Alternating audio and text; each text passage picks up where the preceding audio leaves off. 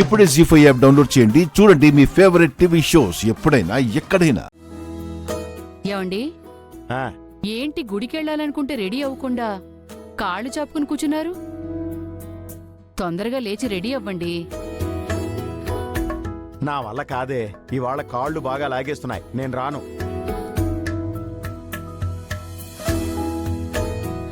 ఏంటి కాళ్ళు లాగేస్తున్నాయా? ఎప్పుడు యంగ్ యంగ్ అంటుంటారు కదా. తాతయ్య ఎప్పుడు యంగే. అవునా, బాగా చెప్పావమ్మా. మరైతే లేచి మనతో పాటు గుడికి రమ్మని చెప్పు చూద్దాం. తాతయ్య వస్తావు కదా?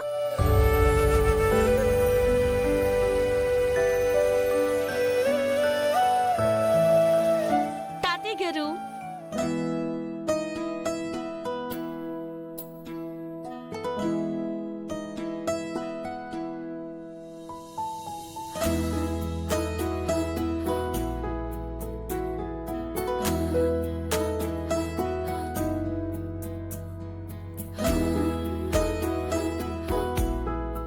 ఏంటలా చూస్తున్నారు?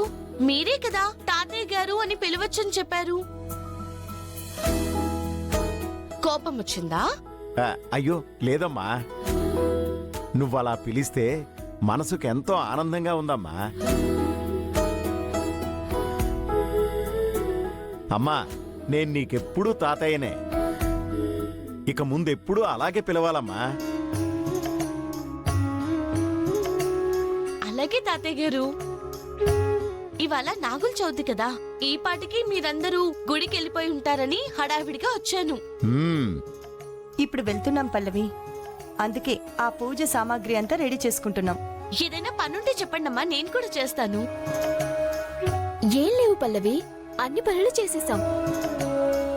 తను అడుగుతుంది పూజకి సంబంధించిన పనుల గురించి కాదు, ఇంట్లో పనులు అనుకుంటా. అవి కూడా ఏమీ లేవులే. అమ్మా గుండమ్మ, మనం గుడికి వెళ్ళాలి కదా, నీ దగ్గరున్న నాగహారం తీసుకురా. అలాగే అత్తయ్య గారు.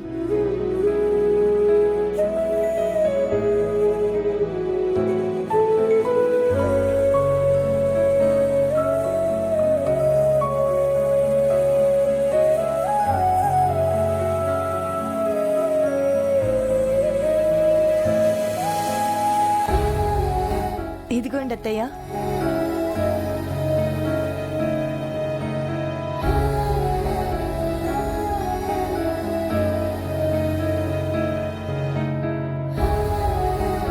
అరే, ఈ హారం చాలా బాగుంది, కొత్తదా? ఏ ఆగు,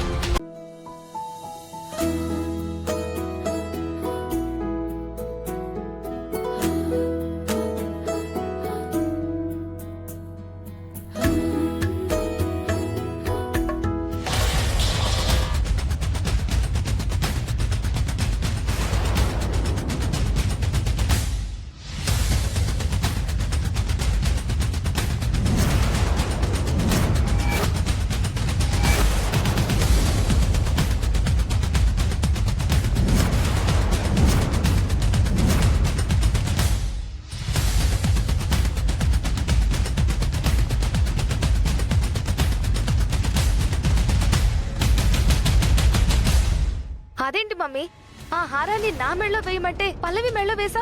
నేనేమైనా కావాలని వేసానా?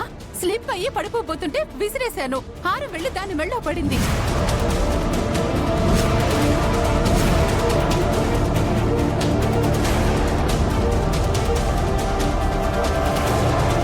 ఈ హారం మన కూతురి మెడలో పడాలి అని రాసిపెట్టుంటే తనని మనం వెతకడం కాదు, ఈ హారమే వెతుక్కుంటూ వెళ్ళి తన మెడలో పడుతుంది.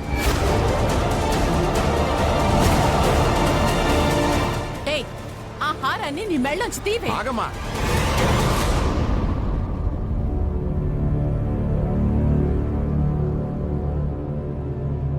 నాగుల పంచమి రోజు ఆ హారం నీ మెళ్ళో పడింది కాబట్టి ఈ రోజు పూజలు అయ్యేంత వరకు ఆ హారం నీ మెళ్ళలోనే ఉండాలమ్మా.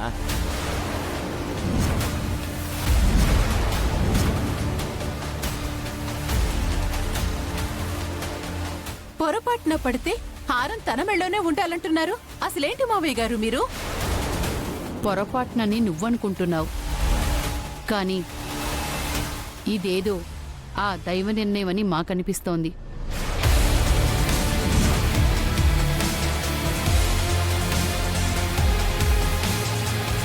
దైవ నిర్ణయమా? ఇదేమైనా ఏంటి వారసురాలా?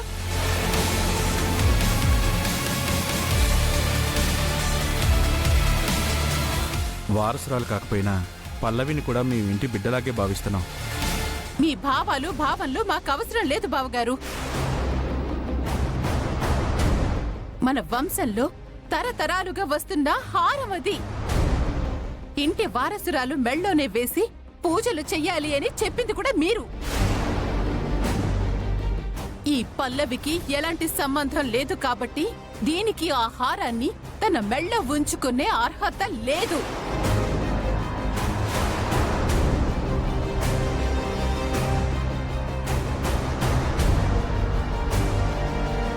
ఏయ్, ఆ హారం తీవే. ఆగు వైష్ణవి.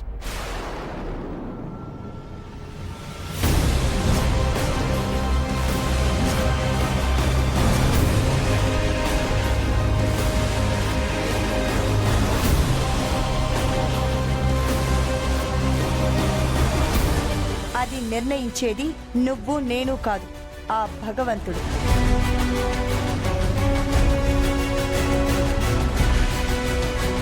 నువ్వంటున్నది నిజమే. లెక్క ప్రకారం ఈ ఇంటి వారసురాలే ఆ హారాన్ని ధరించి పూజ చెయ్యాలి. అందుకే నువ్వు కోరినట్టుగానే ఆ హారాన్ని నీ కూతురు మెడలో వేయమని నేనిచ్చాను. అది నువ్వు చేజార్చుకున్నావు. అక్షతకి దక్కాల్సిన అదృష్టం పల్లవిని వరించింది.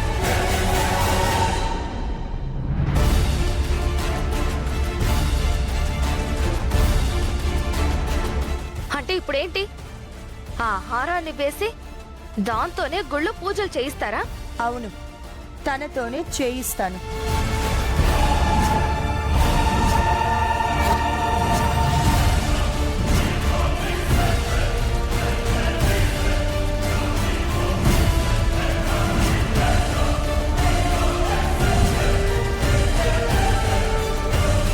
అది దైవ నిర్ణయం అనుకుంటున్నాను.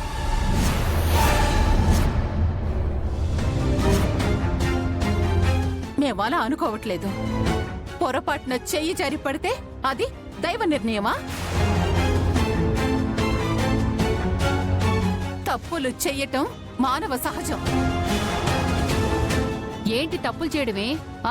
పొరపాట్లు చేయడం సహజమా? హారం పల్లవి మెళ్ళో పడింది కాబట్టి సరిపోయింది. అదే కింద పడుంటే ఎంత అరిష్టమో తెలుసా? ఆ హారం పల్లవి మెడలోనే పడటం దైవ నిర్ణయమా కాదా అని పక్కన పెడితే, ఈ రోజు పూజ అయ్యేంత వరకు ఆ హారం తన మెళ్ళలోనే ఉంటుంది, ఉండాలి కూడా.